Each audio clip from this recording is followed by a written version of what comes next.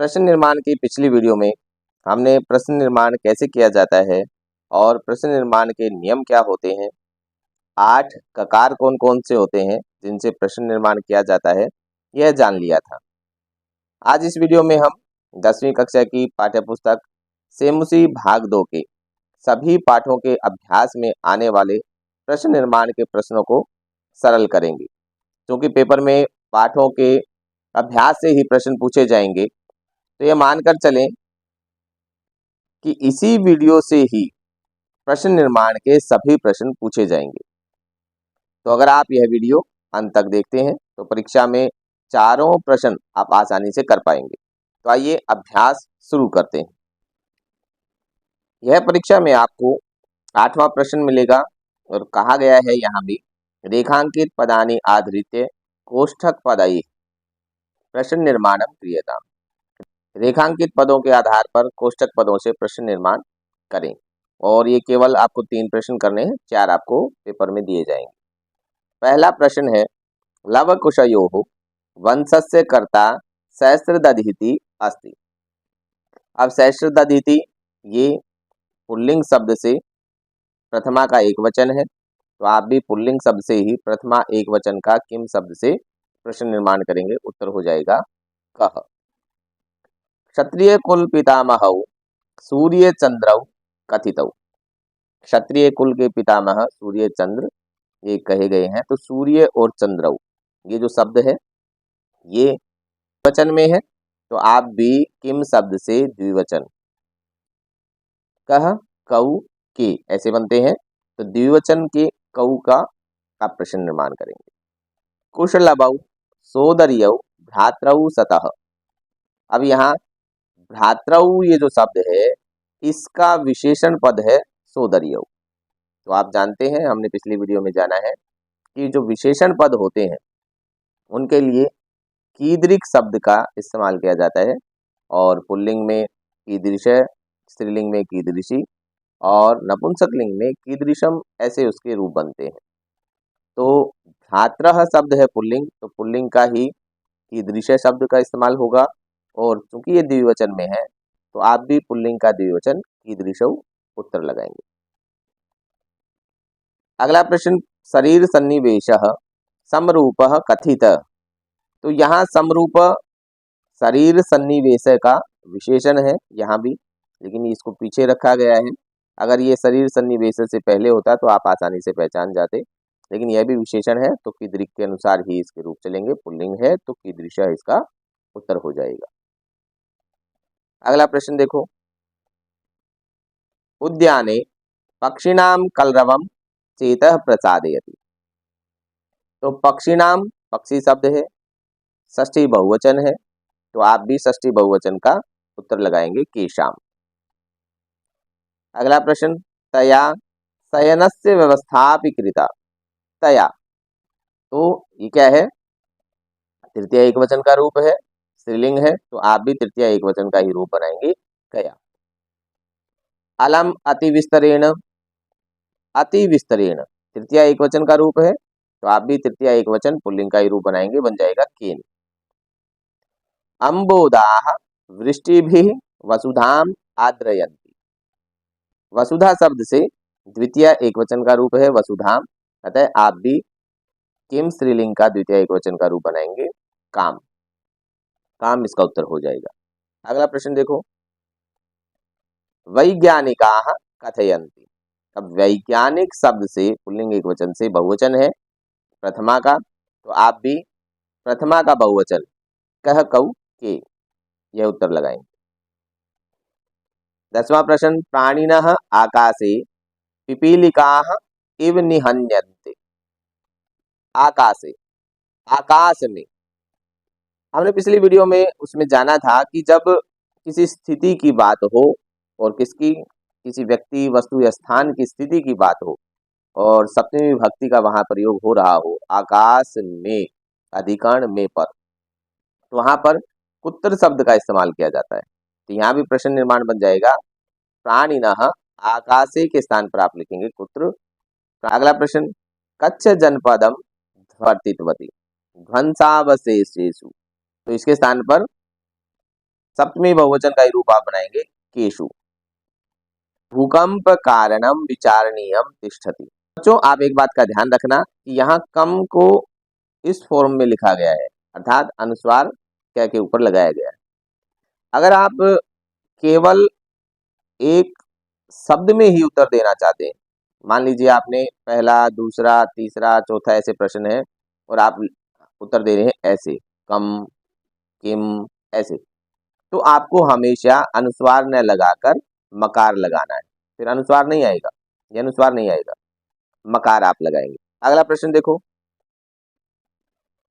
धैर्यवान लोके परिभवम न प्राप्नोति। तो लोके जो शब्द है, जैसे राम शब्द का सप्तमी एक वचन में रामे बनता है, तो उसी प्रकार से है, तो सप्तमी का यहाँ प्रयोग किया गया है और स्थान की भी बात है, उसकी स्थिति की बात है, तो आप उत्तर लगाएंगे कुत्र। धैर्यवान कुत्र परिभवम न प्राप्नोति।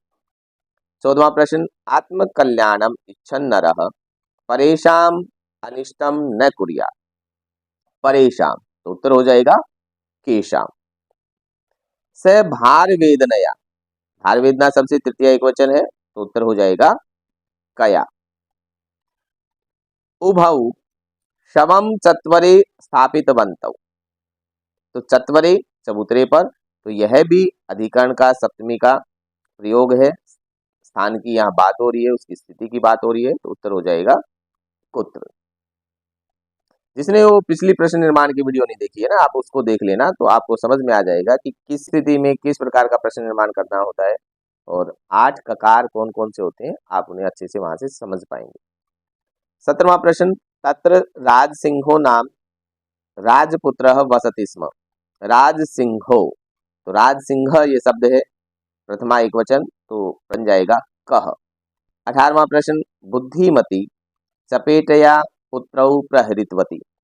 चपेटया, चपेटा शब्द से तृतीय एक वचन चपेटया, तो बन जाएगा किम स्त्रीलिंग से तृतीय एक वचन कया। व्याघ्रम दृष्ट्वा श्रीगालः अवदत्। व्याघ्रम ये शब्द है द्वितीय एक वचन का, तो आप भी प्रश्न निर्माण करेंगे कम। 20वां प्रश्न, त्वम मानुषात् बिभेषि। मानुषात् पंचमी एक वचन, तो आप भी पंचमी एक वचन का ही रूप बनाएंगे कस्मात्। अगला प्रश्न 21वां, मालाकारः तोयैः तरोः पुष्टिम करोति। तो तृतीय बहुवचन, तो आप भी तृतीय बहुवचन का ही प्रश्न निर्माण करेंगे कैः। भृंगाः रसाल मुकुलानि समाश्रयन्ति।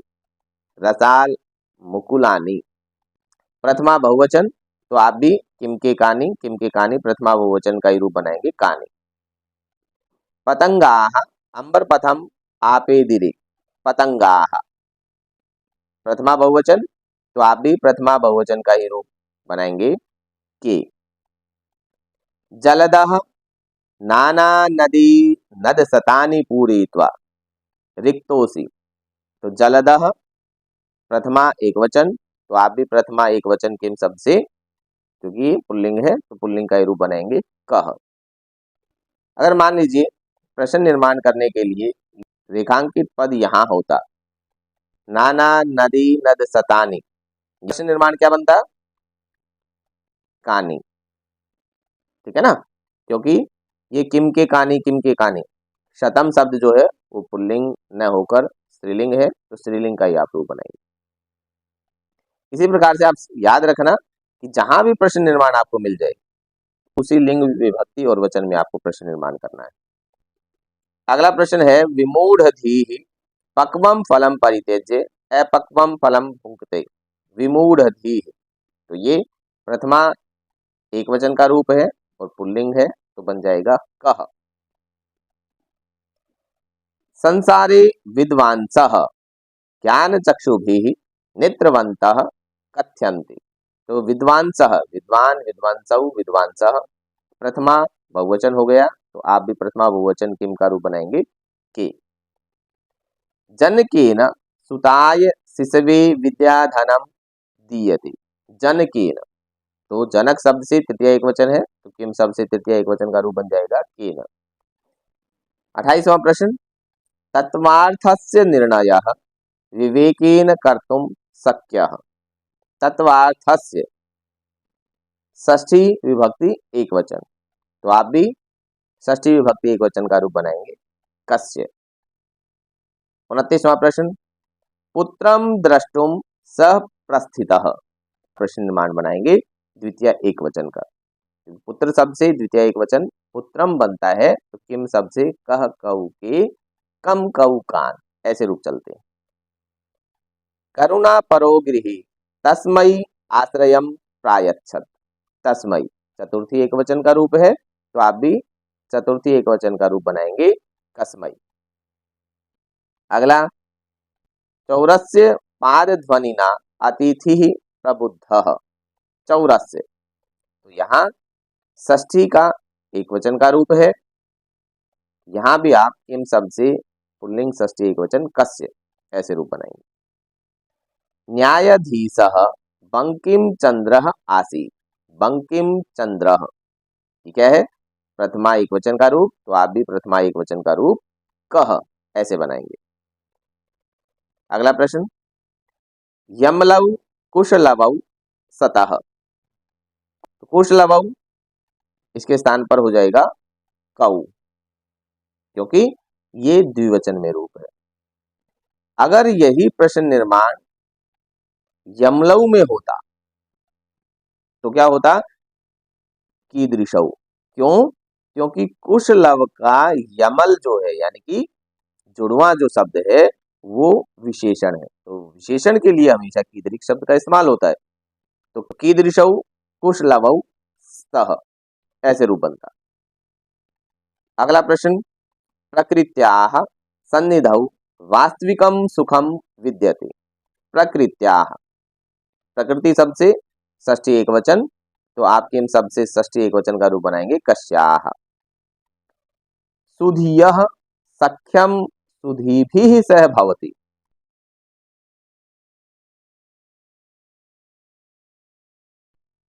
36वां प्रश्न देखो, सर्वे प्रकृति मातरम प्रणमंती।